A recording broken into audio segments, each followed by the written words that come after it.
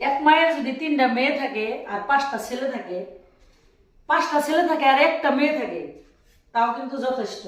ওই একটা মেয়ের ছেলে মা বাবারা বেচতে যেতে পারে।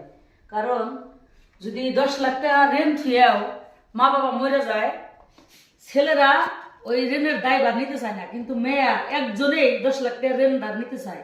কয় যে এই ঋণের বোঝা আমি নিলাম, তাও তোমরা আমার বাবারে মাফ করে দাও, আমার মায়ের মাফ করে দিয়ে তোমরা আমার মায়ের মাটি দিবার দাও, দাপন কাপন করবার দাও, আমার বাপের বা আমার মায়ের ঋণটা আমি শোধ করে দিব, আমি মাসের বাড়ি কাম করে এলো শোধ করবো। এরকম মেয়ে কিন্তু আছে। আর কিছু কিছু জাহান্নামী মেয়ে আছে, মা মরার বাদেও আমার মায়ের কার হাতে কেবা সেটা দেখার নাই, খবর নাই, আমার মায়ের কার লগে খারাপ করছে সেটা দেখবো না, মায় যে মরে গেছে বাসা থাকতে কি করছে সেটাও একবার ভাববো না। না ভাইবা দেখবেন যে মায়ের মরার পরেও মানুষের লগে নাড়াই বিভাগ, মায়ের রইয়া মা পার চাইবো না।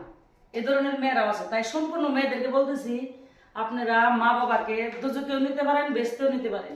আমি একটা মেয়ে মানুষ, কারণ আমার মা যদি মরে যায়, কারোর লগে যদি আমার মায়ের খারাপ সম্পর্ক থাকে, তার কাছে মাপ না চেয়ে যদি আমার মাটা মরে যায়, আমি কিন্তু তার পায়ে ধরে চিক্কির পারতেই থাকুন, যেতুরে আমার মায়ের মাপ না করে দেবো অতুরে আমি তার পাওয়ার ছাড়ব না। কারণ আমার মায়ের মাপ করে দাও, আমার মায়ের ভুল করছে, তোমার কাছে যে মাপ নেওয়ার সময়টা পাই নাই, আমার মায়ের মরে গেছে, আমার মায়ের মাপ করে দাও।